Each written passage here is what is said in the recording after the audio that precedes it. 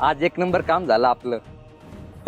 भंगारवाले चला, रद्दी पेपर बाटली भंगारवाले चला, भांडी द्या पैसे घ्या, चला भांडी द्या पैसे घ्या।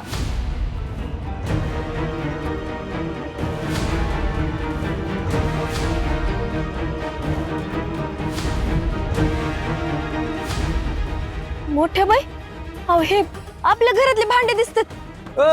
भंगारवाले ओ दादा, ओ दादा,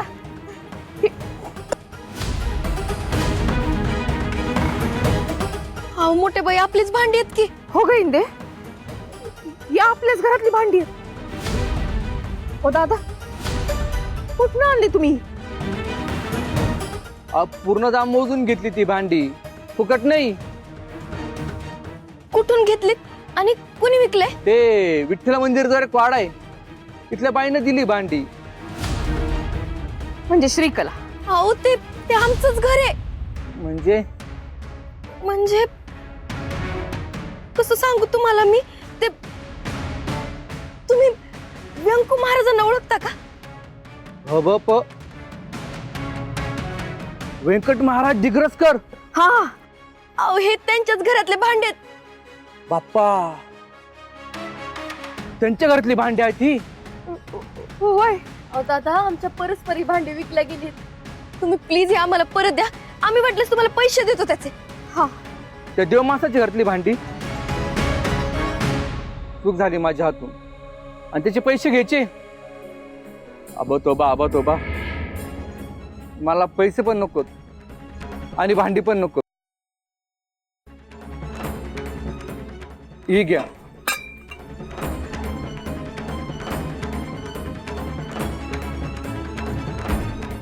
इंदे, व्यंकट भाऊजींनी किती कमावलंय, किती आदरानं बघतात लोक त्यांच्याकडे। लय अभिमान आहे मला माझ्या गुरूंचा।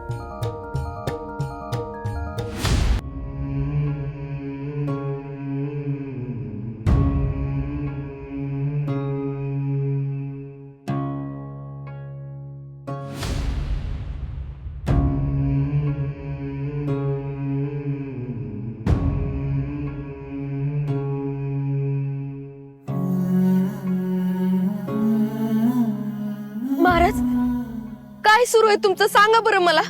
काय झालं इंदू? काय झालं म्हणजे? शकुंतला काकींना किती घोर लागलाय। तुम्ही काय खात नाहीत, काय बोलत नाहीत, हसत पण नाहीत, दिवसभर इथं काम करताय, का त्रास करून घेताय एवढा स्वतःला?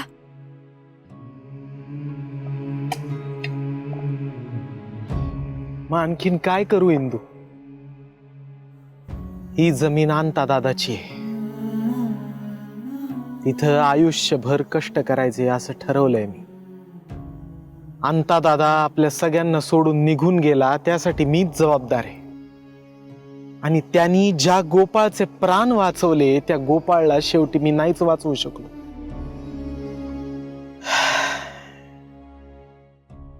तुझ्यावर अविश्वास दाखवला,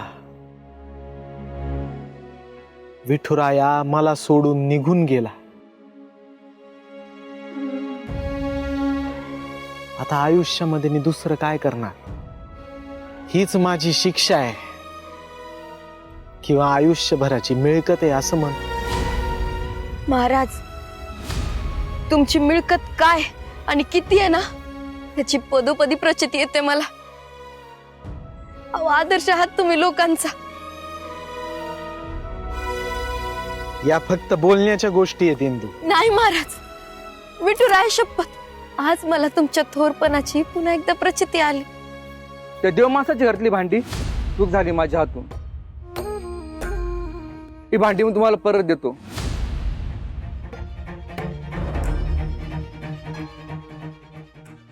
महाराज, त्या माणसानं भांडी तर दिलीच, वर एक रुपया पण घेतला नाही। लोक तुमच्या पुढे स्वार्थाचाही विचार करत नाहीत, हे तुमच्या वागणुकीमुळेच ना, तुम्ही निर्माण केलेल्या आदर्शामुळेच झालं हे। महाराज, ही तुमच्या आयुष्यभराची मिळकत आहे। अगं पण विठुराया मला सोडून निघून गेलाच ना। तो येणार आहे, मी वचन देते तुम्हाला. आता मला तुझाच आधार आहे इंदू. आणि मला तुमचा आणि तुमच्या शिकवणीचा.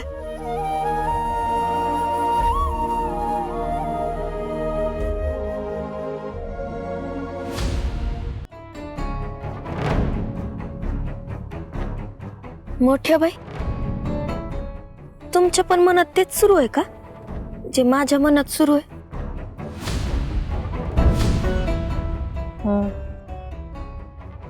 पैशाला मोहताज झाली असणारी माणसं म्हणून घरातली भांडी कुंडी विकायला काढलीत. ते चोरीचे दागिने त्याचे पैसे केले ते पण संपले असणार तिचे. इतके पैसे संपले आणि तुमचे चोरलेले 1 लाख ते पण? अगं खादाड माणसाला अख्खी तिजोरी सुद्धा कमी पडते, तिथे लाखाची काय गते. पैसे संपलेत, हाव नाही. तुम्हाला सांगते, पैशांमुळं या तिघांमध्ये लई भांडणं होत असतील बघा. अगं नक्की होत असणार. सगळं पैशासाठीच तर चाललंय. काय त्यांच्याकडे आता पैसे नाही आणि कष्ट करून पैसे येण्याचा काही मार्ग नाही. भांडणारच ना ती लोक. मोठ्या बाई, या बाप लेकीचं ठीक आहे, यांना घ्यायचा होता बदला, पण या रत्नीचं काय हो? ठीक आहे, पैशासाठी करत असणार समजा. म्हणजे हीच ती वेळ आहे त्या तिघांमध्ये फूट पाडण्याची. खरंय, त्यांच्या गोटात शिरण्याची आणि श्रीकला पोपटरावाला शिक्षा करण्याची. इंदे, आता डोळ्यात तेल घालून लक्ष ठेवायला पाहिजे त्यांच्याकडे.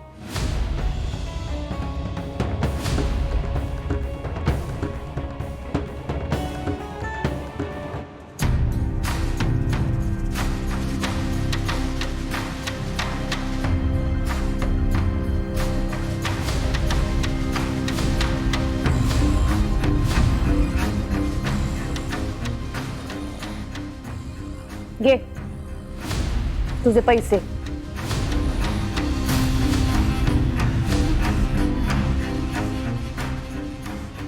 अरे वा, आज दगडी काळजाला पाजर फुटला म्हणायचा. हे जास्त आगाऊ बोलू नकोस हा. आणि हे बघ, आता काही दिवस आमच्या डोक्याला अजिबात पैशांची भुरभुर करायची नाही. नाही करणार. एकदा पैसे मिळाल्यानंतर मी कशाला भुनभुन करू.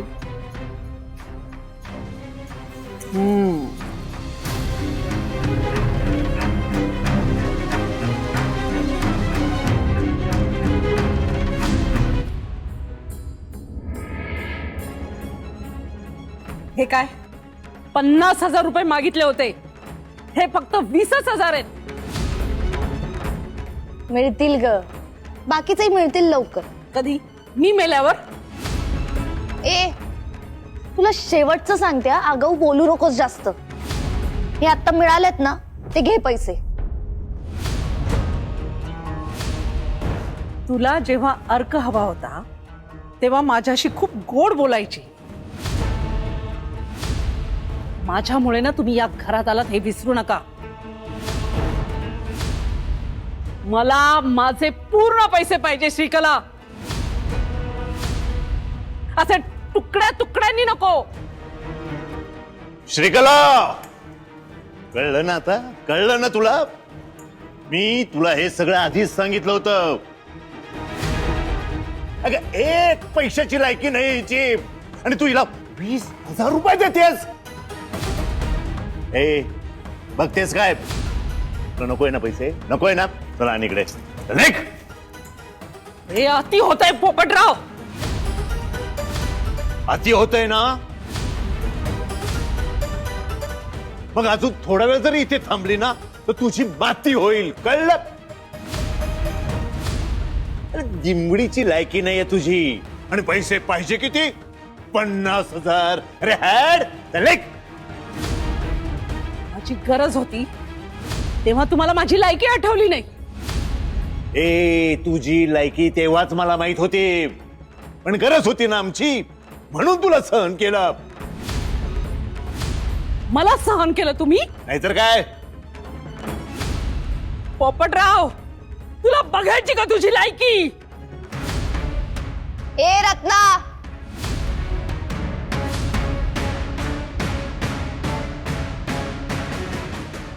माझ्या बाबांशी नीट बोलायचं हा? मग ते बोलले ते त्यांचं चुकलंच आहे. रत्नाचे पैसे द्या तिला परत.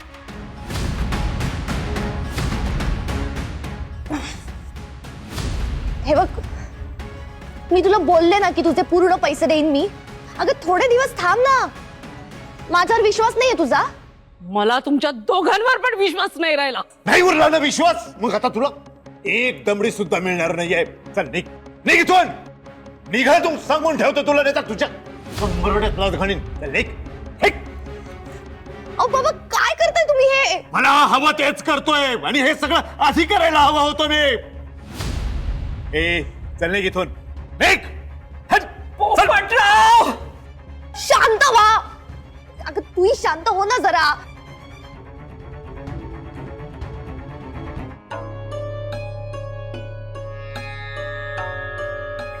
चल इंदू, तू दुकानावर जातो मी. तो इम्रान बिचारा एकटाच वाट बघत असेल माझी. किती दिवसापासून एकटाच सांभाळतोय. हे अगं तू आणि आई ते निंबाळकर वकिलाकडे जाणार होते ना, काय झालं त्याचं?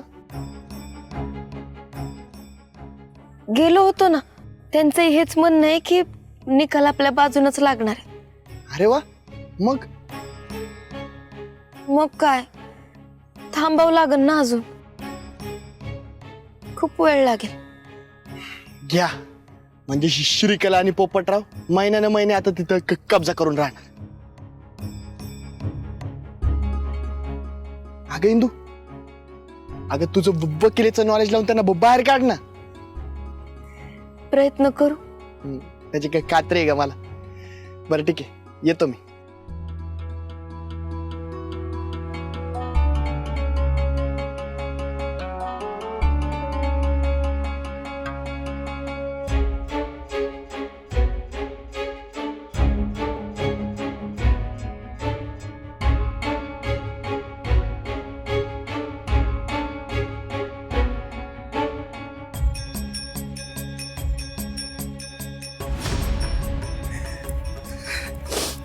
गरज सरो रत्ना मरो, हाच विषय दिसतो या पोपटरावचा.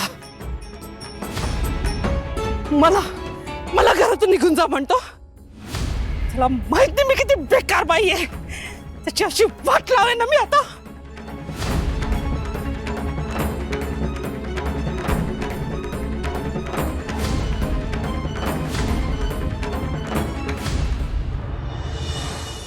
हे बाई, काय हे श्रीकला, ह्याच्या पायी आपल्याला काही महत्वाचं बोलायचं असेल तर कुठं कुठं जाऊन बोलायला लागतं. बोल, काय झालं? अहो, मला त्या रत्नीबद्दल बोलायचं होतं. काय ती तुला भेटली की काय? भेटली नाही, दिसली. रागान अशी लाल बुंद झाली होती. तन करत कुठतरी चालली होती. काय सांगतीस? ही लाख मोलाची संधी आली बघ आपल्यापाशी. या संधीचा आपण फायदा घ्यायचा बघ. आता तर आपण त्या रत्नाला फोडायचं आणि पोपट्या आणि श्रीकराला जोडायचं. मोठ्या बाई, इतकं सोपं नाहीये ते. ही रत्नी पण त्यातलीच आहे. सारखं आपलं सोपं नाही येडी आहे का ग तू? अगं ती रत्नी काय त्यांच्या बरोबर प्रेम आहे म्हणून आहे का? पैशासाठी आहे ना. पैसा भला भला माणसांना फोडतो. ही रत्नी काय चीज आहे?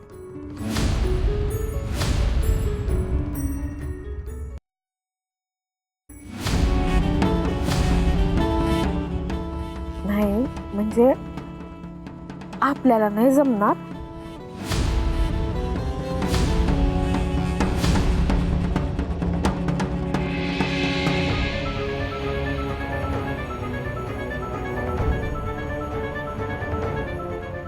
पण आपल्याकडे अशी एक व्यक्ती आहे जी आपल्यासाठी हे काम करते. कोण मोठ्या बाई?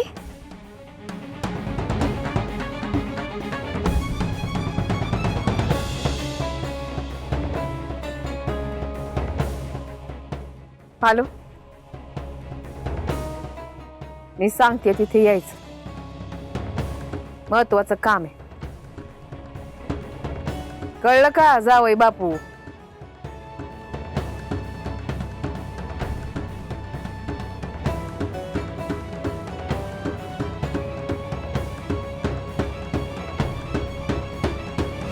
निघ जा. या घरात राहण्याची काही गरज नाहीये. हे असं सगळं नका बोलू हो तुम्ही रत्नाला, प्लीज. रत्नाशी असं वागणं ना महागात पडेल आपल्याला. अरे हड, अवकात काय तिची? हा पोपटराव लांडगे कुणालाही घाबरत नाही. प्रश्न ना तुम्ही घाबरण्याचा नाहीच आहे. आपण खूप मोठ्या मुश्किलीने इथे पोहोचलोय बाबा. म्हणून काय झालं? म्हणून काय झालं? परिस्थिती बिकट आहे म्हणून बदलणारा हा पोपटराव लांडगे पाटील नव्हे.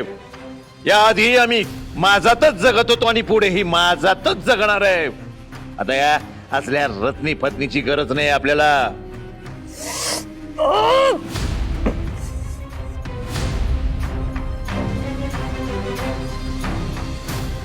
तुमचा हा माझच ना तुम्हाला एक दिवस मातीत घालणार आहे बाबा. अहो बदला बदला, जरा स्वभाव बदला स्वतःचा, नाहीतर त्या स्वभावाला मुरड तरी घाला. त्या रत्नाला दुखावणं हे आता परवडणार नाही आपल्याला. या घराच्या कागदपत्रांबाबतीत गाफील राहिलात ना तुम्ही. आता प्लीज माणसांबाबतीत तसं करू नका. अगं सतत सतत पैसे मागत असते. कुठून देणारे पैसे? वायदे तर करू शकता ना तुम्ही. वायदे करता येतात ना, पण ती 4 शब्द ऐकवते. अहो मग त्या ऐकून घ्यायच्या. हे बघा बाबा, ती रत्ना कशीही असली ना तरी तरी आपण तिला जरा सांभाळून घ्यायला हवं. एक नंबरची भिकारडी बाई आहे आणि तू ऐकून घेतेस ना म्हणून ती आपल्या डोक्यावर बसून मिरे वाटते. मिरे तुम्ही माझं ऐकणारच नाही आहात का? नाही, या बाबतीत आम्ही स्वतःचंही ऐकणार नाहीये. या माणसाला ना काही सांगून उपयोगच नाहीये. करा काय करायचं ते करा.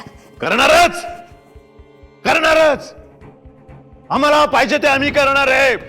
हे पोपटराव लांडगे आता त्याला हवं तेच करणार.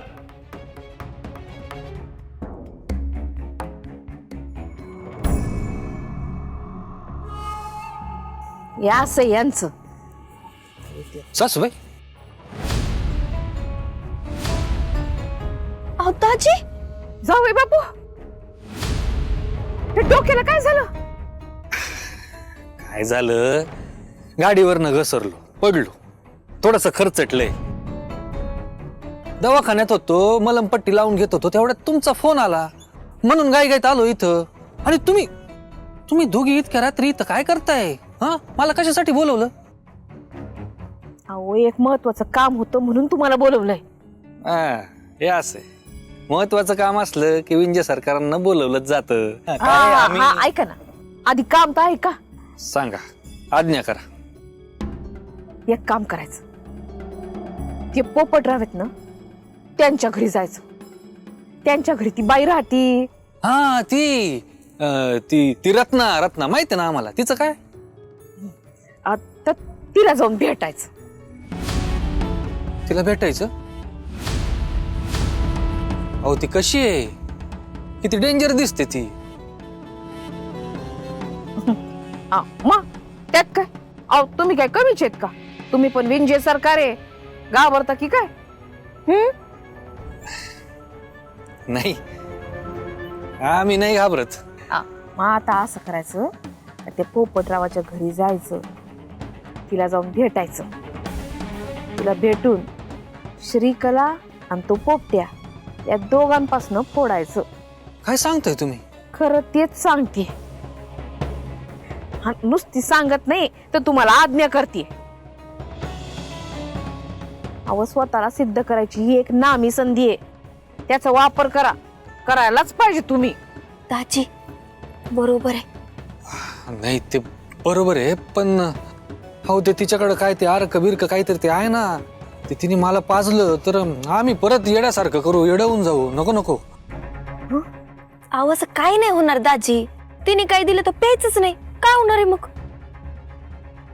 पक्का ना? पक्का. हा. पण मला सांगा, ती रत्ना का फुटेल? पैसा, पैशासाठी भले भले फुटते, ती का नाही फुटणार?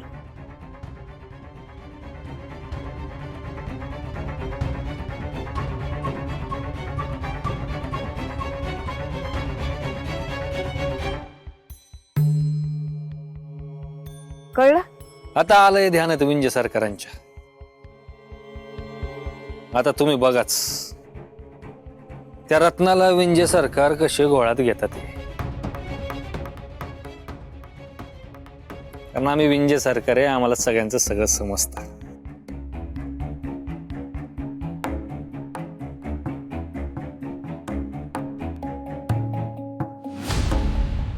हा पोपटराव ना सतत माझ्यासारखा बोलतो, सतत आम्ही करून बोलतो. बडी बडी बाते भीक मागून खाते, पोरीच्या जीवावर फुकटचा खातो आणि माझ्यावर रुबाब दाखवतो. मला घरातून निघून जा म्हणतो. मी जर गेले ना हो बाई. तेच होतील टप्पट.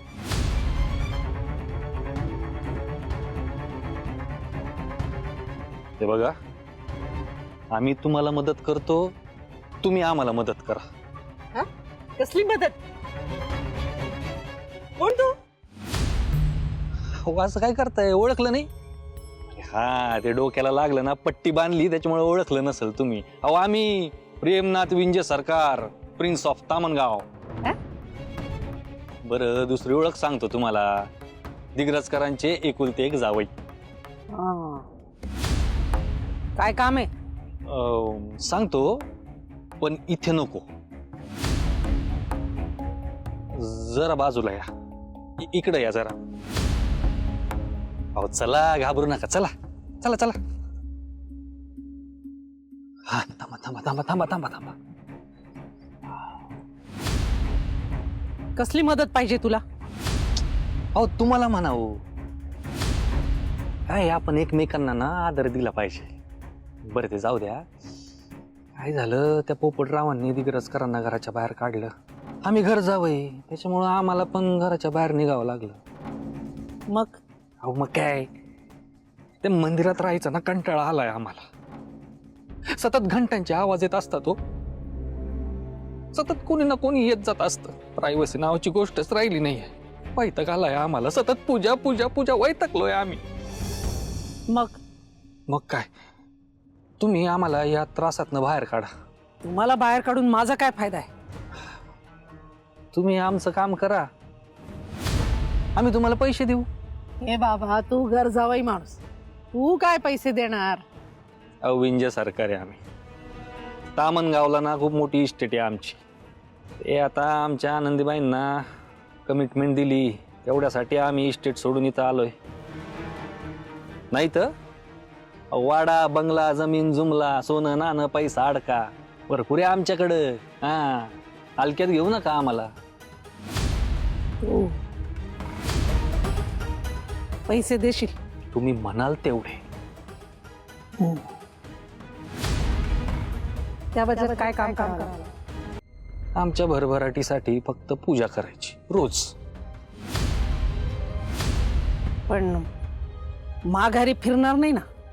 विंजे सरकारांचा शब्द म्हणजे काळ्या दगडावरची पांढरी रेख. न पुसणार न मिटणार.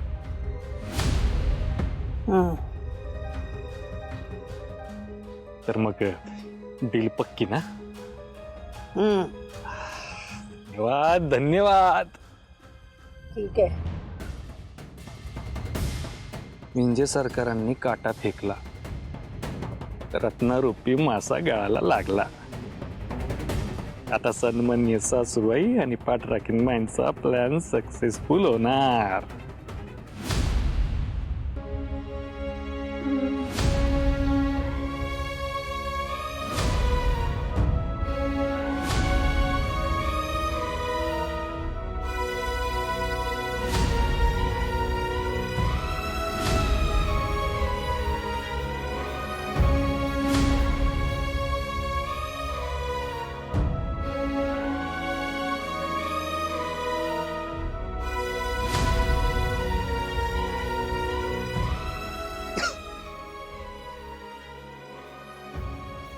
कोणी हाय का हात?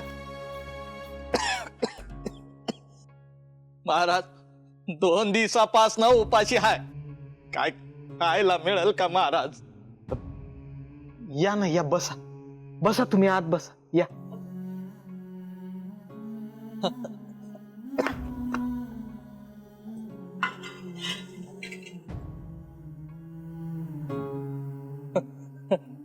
महाराज महाराज द्या हो, लय भूक लागली महाराज, द्या हो काही खायला.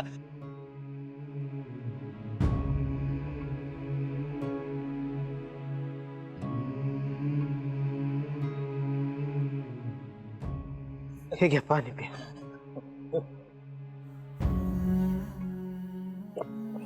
महाराज महाराज काय काय खायला द्या हो महाराज, भूक लागली आहे. देतो देतो. पाणी तर प्या. शकुंतलानं जे माझ्यासाठी खायला ठेवलंय तेच द्यावं आता याला.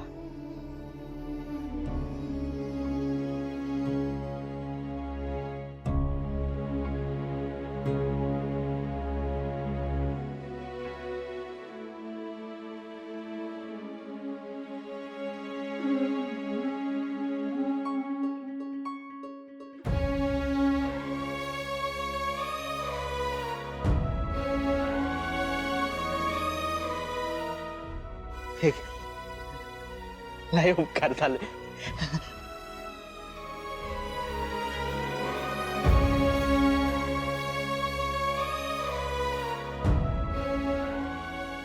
जेवा जेवा.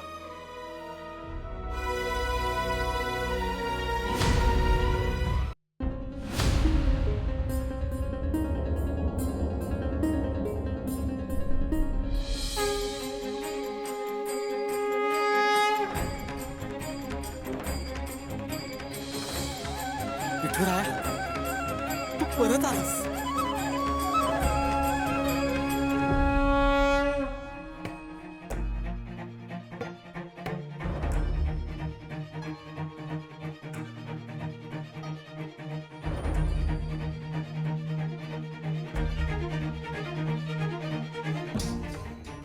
महाराज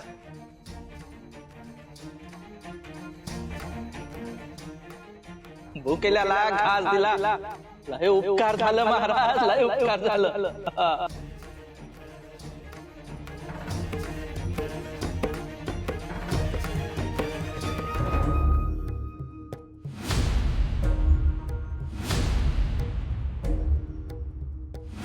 विठुराया, आत्ता इथं डोळ्यांसमोर होतास ना तू? का तू माझ्या समोर आहेस हा सुद्धा भासच झाला मला. बास नाही महाराज, अहो हा विश्वास आणि अविश्वासाचा खेळ आहे. अहो विठ्ठलाच्या भक्तावर विश्वास म्हणजे साक्षात विठ्ठलावर विश्वास बर का. विठ्ठलावर विश्वास.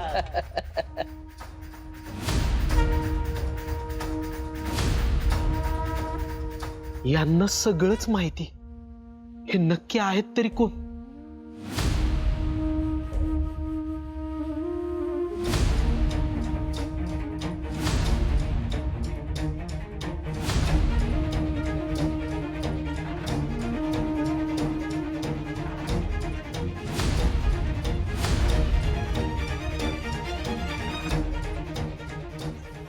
महाराज तुमच्यासाठी चहा आणि नाश्ता आणलाय, नाश्ता करून घ्या. कान्होबा, अरे आत्ता इथे एक माणूस बसला होता. तू येताना दिसला का तुला कुठे आजूबाजूला? नाही महाराज, मी कोणी माणूस नाही बघितला. अरे आत्ता इथं बसला होता. जेवला तो इथं? काय मीच वाढलं त्याला आणि आत्ता? अहो नाही महाराज, खरंच नाही पाहिला मी.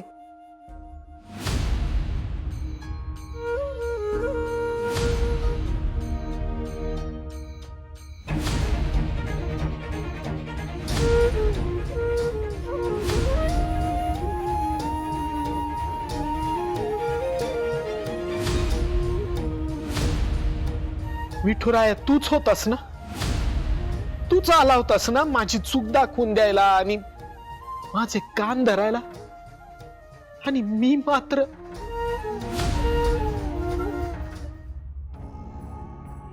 जावई एवढं तडकाफडकी कशाला बोलवून घेतलं?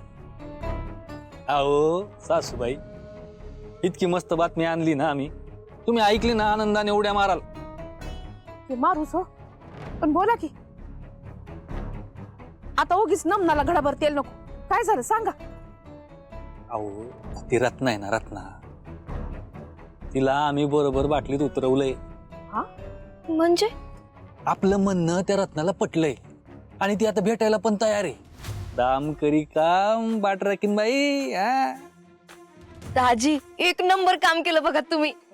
थँक्यू. ते आहेच, पण त्या रत्नाला भेटायचं कुठं? हा, कुठं भेटायचं?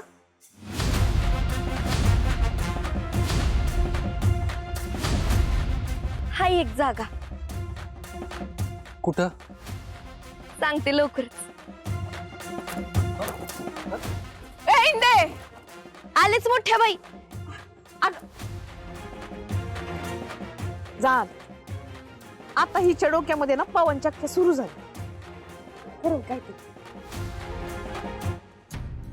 हे बघा, ही ती नोटीस आहे त्या नालायक हिंदीने पाठवलेली.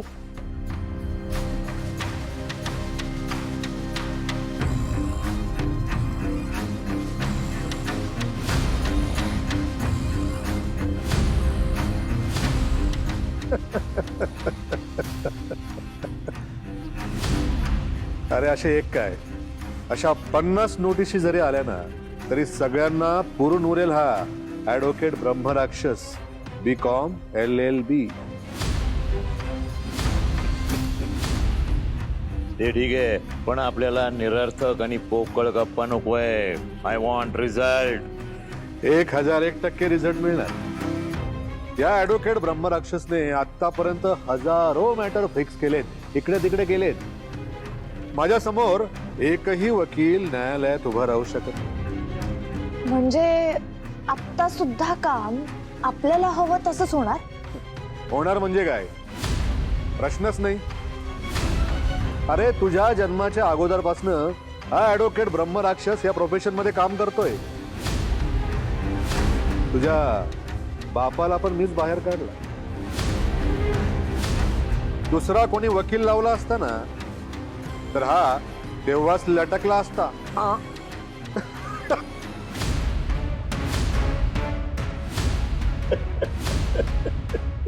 असू दे, हे मात्र खरं आहे बरं का. पण श्रीकला, तुला एक सांगतो, हे ब्रह्मराक्षस जे आहेत ना, या वकील साहेबांची एक खासियत आहे. ते कुठलीही केस फायनल करतच नाही, पेंडिंग ठेवतात. पेंडिंग स्पेशलिस्ट आहे. पेंडिंग स्पेशलिस्ट म्हणजे? म्हणजे समजा एखाद्या केसचा निकाल आपल्या मर्जीप्रमाणे लागत नसेल तर ते मॅटर खेचतो मी. खेचत राहतो, तारखा पडत राहतात, टाइम जात राहतो. आलं का लक्षात? म्हणजे आपल्या केस बाबतीतही तुम्ही तेच करणार ना? त्याला काही पर्याय नाही. आता पुरावा नसल्याचे असे पुरावे सादर करतो ना आता की निकालच लागणार नाही. म्हणजे प्रत्येक तारखेला, प्रत्येक हिअरिंगला कोर्टाची नवीन तारीख घेतो. असा खेळ खेळेल ना मी आता की वेळ लागेल तुझ्या त्या इंद्रायणीला आणि त्या दिग्रसकर फॅमिलीला. वाह, क्या बात है.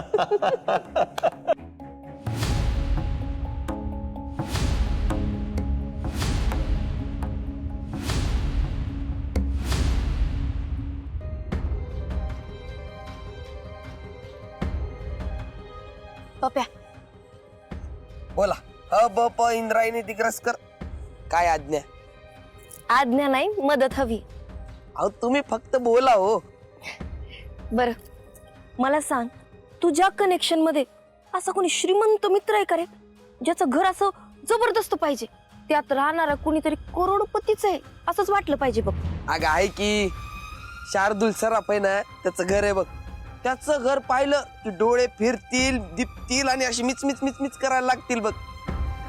बघणाऱ्याच्या फ्युजा उडतील असला बंगला आहे बघ. आणि हा, एक नाही 3 बंगले.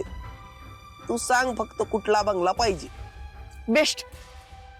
मग चटकन त्याला फोन कर आणि त्याला सांग आपल्याला त्याचा बंगला हवाय 1 दिवसासाठी.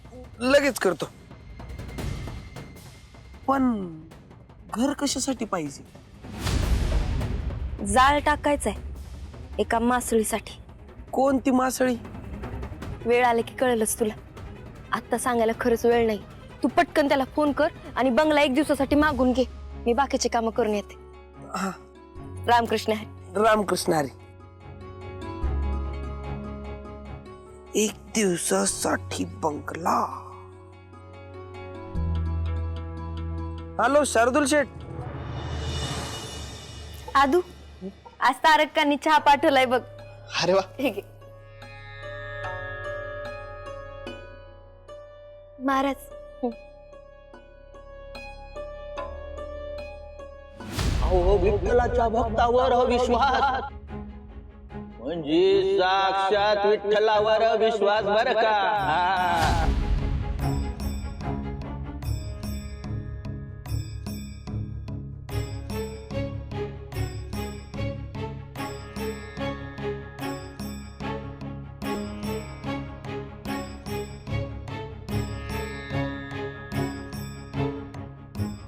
इंदू, त्या वकिलाला भेटल्यानंतर काही बोलणं झालं का त्याच्यासोबत पुन्हा? अरे सांगायचंच राहून गेलं बघ तुला. त्यांनी पोपटराव श्रीकरेला ना नोटीस पाठवली. आतापर्यंत पोहोचली पण असेल त्यांच्याकडे. चला, मोठं काम झालं म्हणजे. हो, ते सांगत होते की नवीन जज आलेत. तसं त्यांनी आपली केस त्या जज साहेबांच्या कानावर टाकलीये. मी काय म्हणते, तू पण एकदा भेटून घेतो का त्यांना? अगं त्यांना वेगळं वाटायला नको. अरे का वेगळं वाटेल? आपली बाजू सत्याची आहे, न्यायाची आहे. ती मांडायला कमी नाही पडायचं आधी. ते पण आहेच. मग काढशील ना वेळ? हो, ते वकील साहेबांशी बोलून घेतो आणि जातो भेटायला. काळजी नको करू इंदू, ही केस आपणच जिंकणार.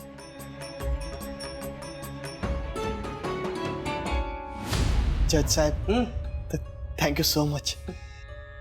तुम्ही तुमच्या एवढ्या बिझी शेड्यूल मधून वेळ काढून मला दिला, मला भेटण्याची परमिशन दिली. खरंच थँक्यू. अहो केस जेन्युइन असली की आम्ही भेटतोच. बोला सर. ते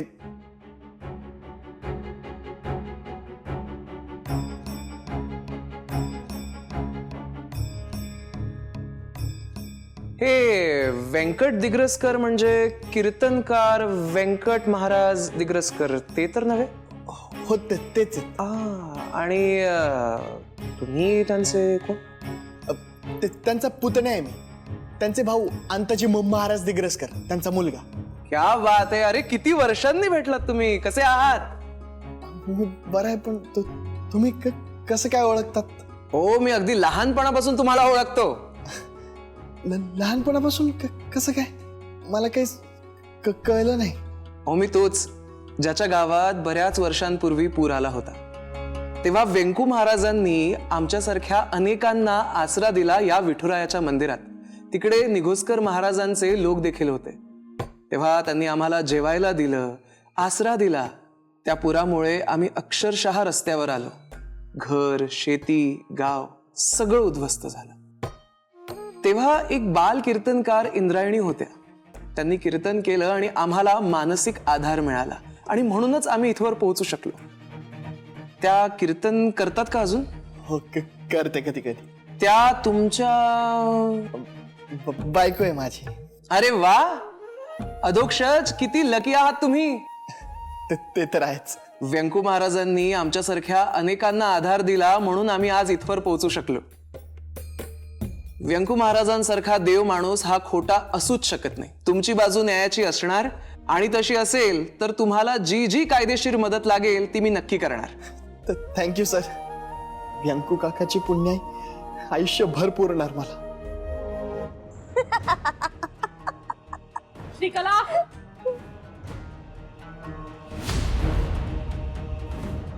सगळं काय सुरू आहे?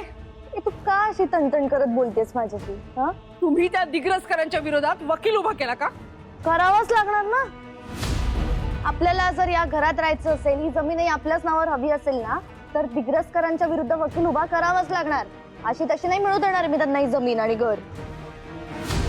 वकील फुकट तर येत नाही ना?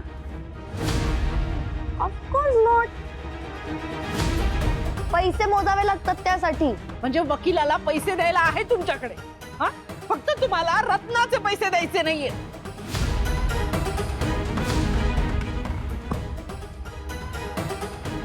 रत्ना, मी बोलले ना तुला की मी काही दिवसात देईन तुला पैसे. हा, देते देते देते. अगं नुसत्या वायद्याने पोट भरत नाही. आता देते, उद्या देते, हेच चाललंय तुझं. तू त्या दिग्रसकरांची तांब्या पितळेची भांडी विकलीस ना, त्यातून मिळाले असतील ना पैसे, मग भागव काही दिवस. वा, ते भंगार विकून ना 1000 रुपये सुद्धा येत नाहीत. भांडी विकून म्हणे. ऐकणार रत्ना, काही दिवस भागव, मी तुला नक्की पैसे देते. ते जमणार नाही. मला माझे पैसे दे श्रीकला. मी आज पैसे घेतल्याशिवाय जाणार नाही. तू काही कर, मला आत्ताच्या आत्ता पैसे पाहिजे म्हणजे पाहिजे. माझे पैसे दे. ए बाई, शांत बस जरा. माझ्या डोक्याची बुडबुड करू नको तू. देते मी तुझे पैसे. हा, बाजूला हो, चल. कटकट करते नुसती माझ्या डोक्याशी. वेळेत पैसे दिले ना तर कटकट होत नाही. गप ग.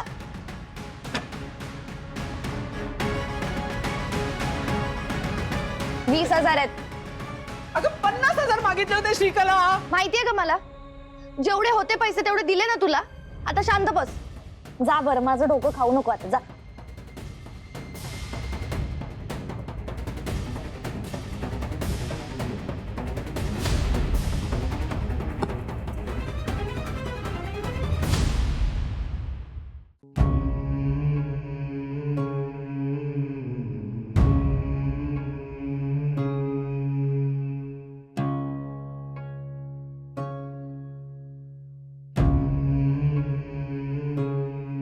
आदू, व्यंकू महाराज असेच बसून राहतात. कुणाशी बोलत नाहीत, काय खात नाहीत. बघत नाही रे मला.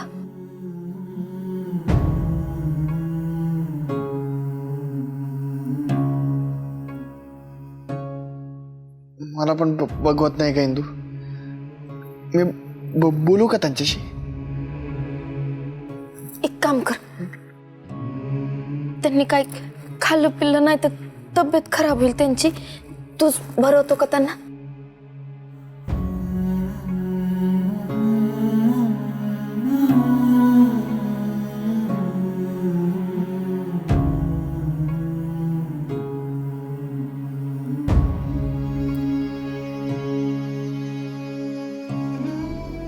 काका रे, काय चाललंय तुझं हे? तू माझ्याशी पण नीट बोलत नाहीये, नीट जेवण पण करत नाहीये. हे असं अजिबात नाही चालणार. तुझ्यासाठी ताट आणलंय मी आता. हे यात काही जरी उरलं ना तर विठुरायाला राग येतो. राग यायला तो आहे कुठं आपल्या डोळ्यांसमोर. असं काय बोलतोय काका? सगुण रूपात नसेल पण निर्गुण रूपात तर सगळीकडे असतोच ना तो. तूच तर सांगतोय. एक घास खाऊन घे ना प्लीज. मला खरंच इच्छा नाहीये आधू. हे अशी कशी इच्छा नाही? हे अजिबात नाही चालणार. तूच म्हणतोस ना की शरीर धर्म पाळायला पाहिजे माणसाने म्हणून. आता तूच पाळत नाहीस. हे घे.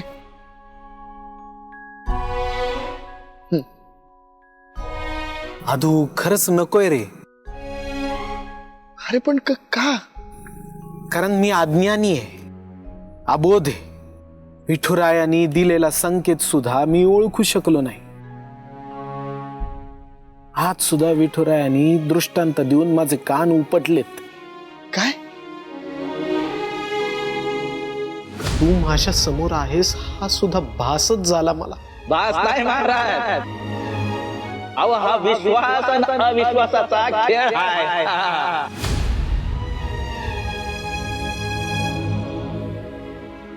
अहो विठ्ठलाच्या भक्तावर विश्वास म्हणजे साक्षात विठ्ठलावर विश्वास बर का. अरे पण तू असं निगेटिव्ह विचार का करतो? तू पुण्यवान आहेस म्हणून तुझ्यासोबत असं होतंय असं विचार कर ना. मी आणि पुण्यवान? हो काका, तुझ्याहून जास्त पुण्यवान कोण असणार आहे मग? तुझ्या पुण्याची चांगलीच परिचिती आली आहे मला.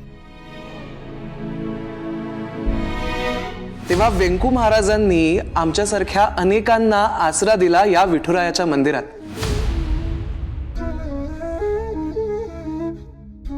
व्यंकू महाराजांसारखा देव माणूस हा खोटा असूच शकत नाही. तुमची बाजू न्यायाची असणार आणि तशी असेल तर तुम्हाला जी जी कायदेशीर मदत लागेल ती मी नक्की करणार. तुला कल्पना पण नाहीये काका किती निस्वार्थ बुद्धीने तू सगळी कामं केली आहेस म्हणून. अरे त्याचं फळ असं मिळालंय आपल्याला की तो जज सुद्धा आपल्या सत्याच्या आणि न्यायाच्या बाजूने उभे राहिला. राम कृष्ण हरी, ही सगळी विठुरायाची शिकवण आहे रे. मग आता या अन्नाला त्याचा प्रसाद समजून खा. नाही म्हणायचं नाही, बिलकुल चालणारच नाही.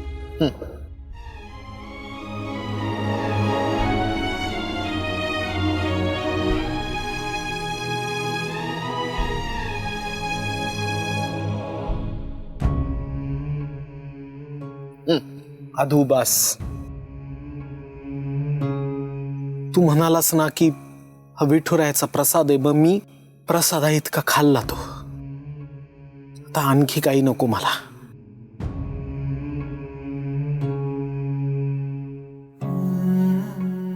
काका पण अरे हे बघ, विठुरायाचा संकेत धुडकावलाय मी. अरे त्याच्या भक्ताला ओळखू शकलो नाही मी. माझ्या हातून चूक नाही, खूप मोठा अपराध घडलाय आधू.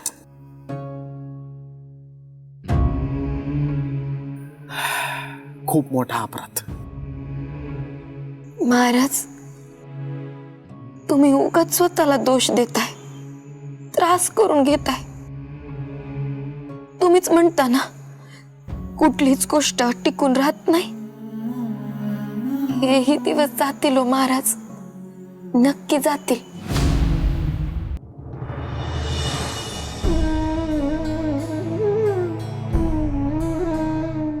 अहो विठुराया तुमच्यापासून दूर गेलाय असं का म्हणता तुम्ही सारखं सारखं? असं काही नाहीये. तो इथेच आहे आपल्या आसपास. तुम्हीच नेहमी म्हणता की विठुराया आपल्या भक्तांची कायम परीक्षा घेत असतो म्हणून. तशीच ही तुमची परीक्षा आहे. पण माझ्या हातून अपराध घडलाय शकू, हे तर खरंच आहे ना. आयुष्यभर लोकांना मी हेच सांगत आलो कीर्तनातून की विठुराया हा भक्त वत्सल आहे. त्याच्या भक्तांना क्लेश होईल असं कधी काही वागू नका. पण मी काय केलं? मी विठुरायाच्याच भक्तावर अविश्वास दाखवला. अहो माणूस आहात तुम्ही, चुका व्हायच्याच की तुमच्याकडून नाही. आणि यासाठी विठुरायाची माफी मागितली आहे ना तुम्ही. आणि माझी खात्री आहे विठुरायाने तुम्हाला माफ केलं असेल. विठुरायानं मला माफी दिलेली नाहीये शकू. स्वतःच्या हातून चूक घडल्यानंतर माणसाला कायम त्या चुकीसाठी प्रायश्चित्त घ्यावं लागतं. कारण जोपर्यंत माणूस प्रायश्चित्त घेत नाही तोपर्यंत तो केलेल्या चुकीतून कधीच काही शिकत नाही. आणि मला सुद्धा मी केलेल्या चुकीसाठी प्रायश्चित्त हे घ्यावंच लागेल. काकी, अहो तुम्हाला सांगायचंच राहिलं. आम्ही वकिलांची भेटायला गेलो होतो, मी आणि मोठ्या बाई. हो का? काय म्हणाले ग वकील साहेब? ते म्हणाले की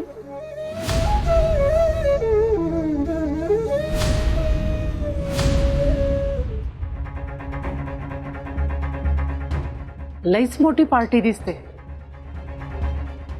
करोडपती माणसाचं घर असणार आहे.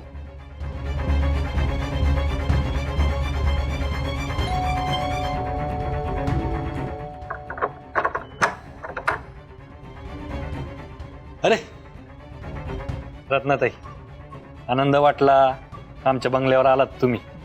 या, खानदानी माणसाच्या खानदानी घरामध्ये स्वागत आहे तुमचं. या आत या.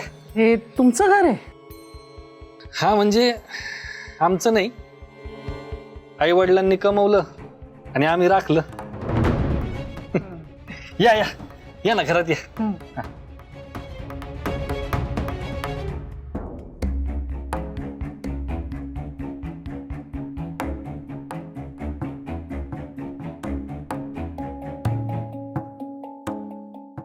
घर छान आहे तुमचं.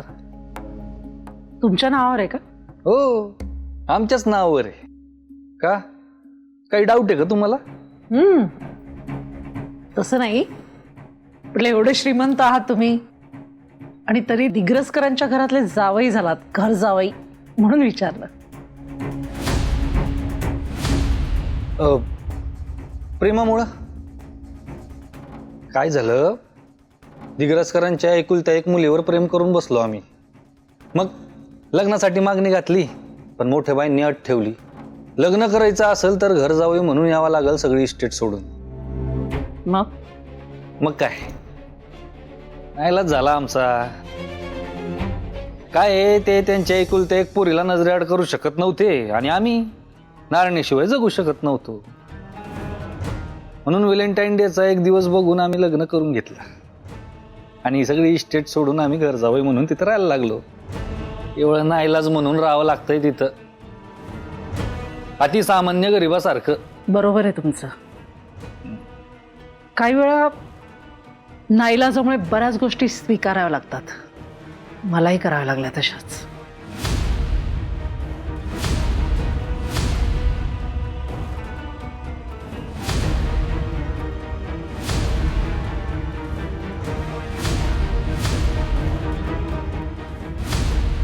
तुम्हाला काय करावं लागलं असं?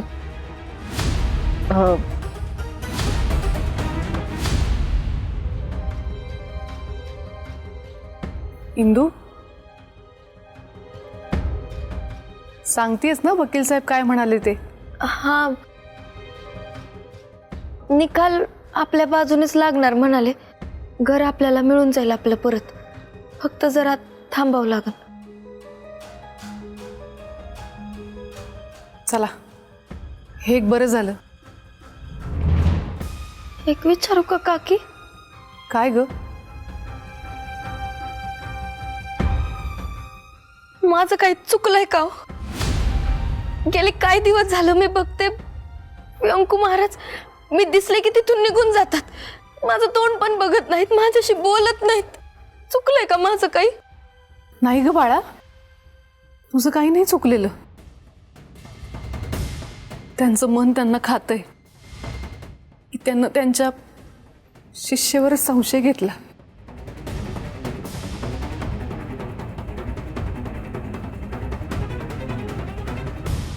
टॅलेंटेड वाटतात, बरंच काही केलेलं दिसतंय तुम्ही.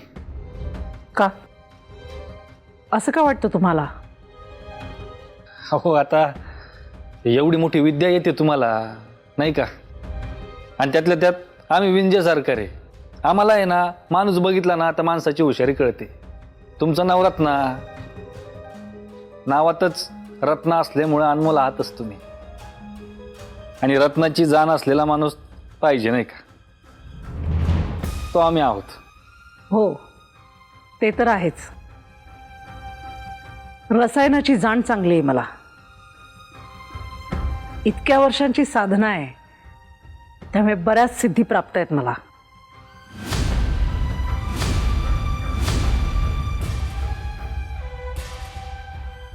अहो, पोपटरावांच्या जागी असतो ना आम्ही, तर डोक्यावर घेऊन नाचलो असतो तुम्हाला, पायाशी लीन झालो असतो तुमच्या, सोन्या चांदीमध्ये बसवलं असतं तुम्हाला. अहो, मार्केटिंग केली असती तुमची, तुमचं महत्व सांगितलं असतं लोकांना, ओरडून ओरडून ब्रँड केला असता तुमचा ब्रँड.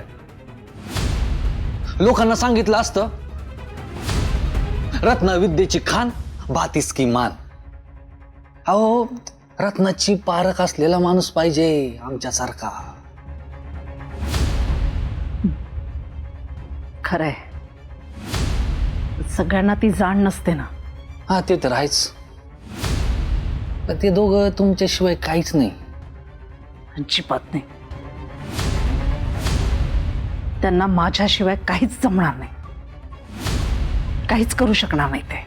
आम्हाला पण तुमच्या मदतीची गरज आहे. हा, तुम्ही म्हणाल ना तेवढे पैसे देतो आम्ही, फक्त तुम्ही आम्हाला मदत करा. चांगला विचार करताय. पण मला एक सांगा, की तुम्ही असं का बरं म्हणालात की तुमच्याशिवाय पोपटराव आणि श्रीकला काहीच नाही? सगळ्याच गोष्टी पहिल्या भेटीतच जाणून घ्यायच्या आहेत का विंचे सरकार? तुम्हाला पूजा करायची आहे ना? हो, करायची आहे ना. उद्या भेटा मला.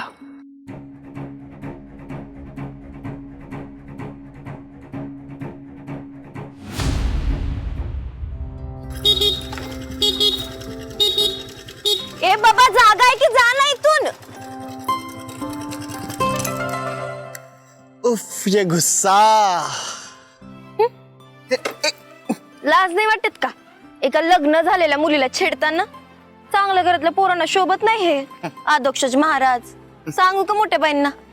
त्यांना सांगून काय फायदा? त्यांनीच एवढं अवघड नाव ठेवलंय माझं. निलाजरा. ते तर आहेच. अरे रस्त्यावर येत ना आपण, असं काही करायचं नसतं. सॉरी. It's okay. खरं तर मी तुला 1000 वेळेस सॉरी म्हणायला पाहिजे इंदू. का? अगं मी एवढं संशय घेतला तुझ्यावर. तू माझ्या कानी कपाळी ओरडत होती, पण मी नाही विश्वास ठेवला तुझ्यावर. तू त्याच गोष्टीला घेऊन किती वेळेस सॉरी म्हणणार आहेस मला? झालं गेलं, गंगेला मिळालं. हा तर तुझ्या मनाचा मोठेपण आहे. मी 2 वेळेस घर सोडून जाणार होतो त्याच्यामुळे, पण तू होतीस म्हणून घर राहिले इंदू. घर तू दिलं नाहीस. तू घर माझं पण आहे ना. हो ग आहेच, पण माझं गाढव पण. माझ्या नवऱ्याला जर गाढव म्हणालास ना परत खपवून घेणार नाही मी. सॉरी. अरे परत सॉरी थँक्यू जर बोलला सोडूनच जाईन तुला मी. जाऊ दे तिकडच. सोडण्यासाठी थोडेच धरले, पण आता सोडावं लागन. का? गाडीवर कशी बसू?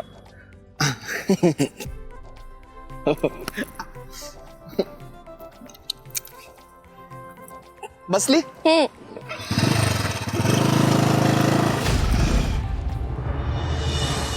पोपटराव, लाज वाटत नाही एखाद्याला फुकट राबवून घ्यायला? आजवर तुम्ही सांगितलेलं प्रत्येक काम मी करत आले. माझ्या खिशातले पदरचे पैसे खर्च करून तुमच्यासाठी मी अर्क सुद्धा बनवून दिला. त्या बदल्यात मी फक्त माझ्या मेहनतीचे पैसे मागते, तर तुम्ही माझा अपमान करताय. दिले तर होते ना का तुला 20,000? 50,000च्या अर्धे पण नव्हते ते.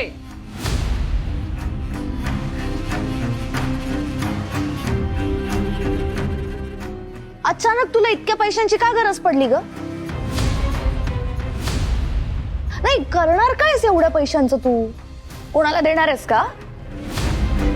पण आमच्या व्यतिरिक्त तुझं आहे तरी कोण? तुमच्याशिवाय म्हणजे? तुम्ही मला तुमची मानता? हे पोपट राहतो उठसूट मला भिकारी म्हणतात ते? अगं ते रागात म्हणतात ग. रागात? इतकी पण मूर्ख नाहीये.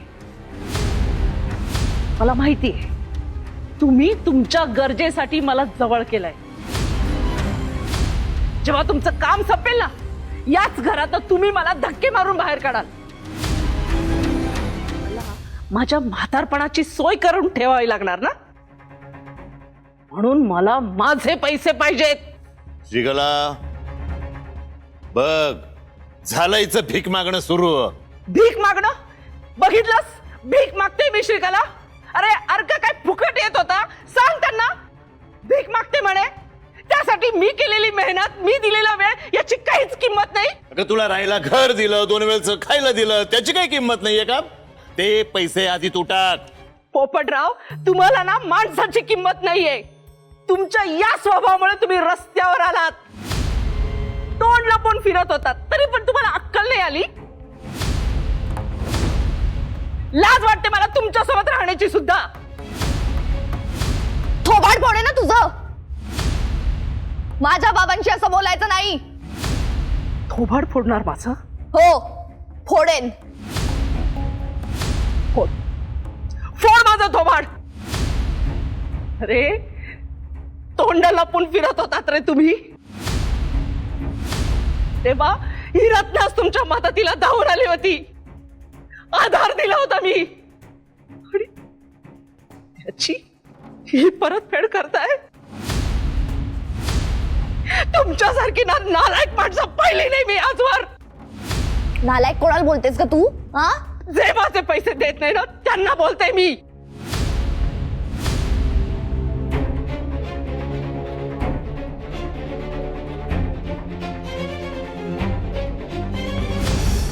हे बघा सासूबाई, विंजे सरकार असताना तुम्ही कशाला टेन्शन घेतायत? हा, ते पाठ राखीन बाई, ते काहीतरी आहे ना ते वारली कोण वारली? नाही तसं नाही ते दाजी, हा? अवघी चिंता वारली. हा करेक्ट. जावई बापू साधं बोला. असं मोठं मोठं बोलणं बंद करा. अहो सासूबाई, थोडा विश्वास ठेवा. आम्ही ना त्या रत्नाची मोहीम फत्ते करून आलोय. म्हणजे गोपाळच्या खुराचा साक्षीदार सापडला. सवाल म्हणजे आता आपण श्रीकला आणि तो पोपट्या त्या दोघांनाही घरात काढता येईल. ते सुद्धा नुसतं नाही, चांगला धक्के लाता बुक्क्या मारून काढता येईल. इंदे, ऐकतेस ना? आता आपल्याच घरात जाण्यासाठी आपल्याला वर्षानुवर्ष थांबायला लागणार नाही. चांगलंच आहे, पण आता आहेच का तुझं पण किंतु परंतु? काय झालं आता? काय पाठ राखीन बाई, दाजींच्या कर्तृत्वावर डाऊट घेताय तुम्ही. हाव नाही नाही दाजी, तसं नाही. शेवटी ती रत्ना श्रीकला आणि पोपटरावच्या टीम मधली. आता हो म्हणते आपल्याला, नंतर आपल्यावर सुलटली तर काय करा?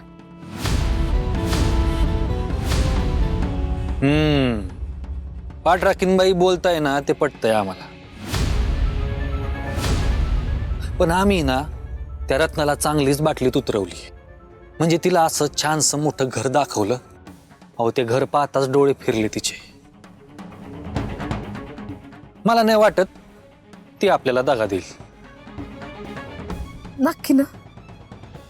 100%